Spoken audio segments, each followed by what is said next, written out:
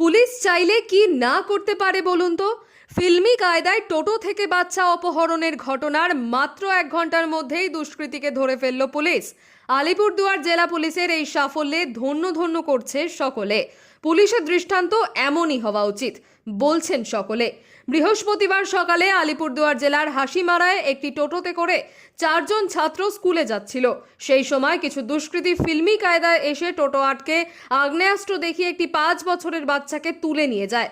ঘটনা জানাজানি হতেই ব্যাপক চাঞ্চল্য ছড়িয়ে পড়ে এলাকায়। প্রকাশ্য দিবালোকে এই ঘটনা ঘটতেই তৎপর হয় হাসিমারা থানা। ঘটনার মাত্র 1 ঘন্টার মধ্যেই অপহরণে অভিযুক্ত বাবলু জয়সওয়াল নামে ওই ব্যক্তিকে গ্রেফতার করে পুলিশ। উদ্ধার করা হয় 5 বছরের ওই বাচ্চাটিকে। অভিযুক্তর কাছ থেকে একটি আগ্নেয়াস্ত্র উদ্ধার হয়েছে বলে পুলিশ সূত্রে জানা গিয়েছে। বৃহস্পতিবার বিকেলে আলিপুরদুয়ার জেলা পুলিশ সুপার অফিসে সাংবাদিক বৈঠকে পুলিশ সুপার ওয়াই রঘু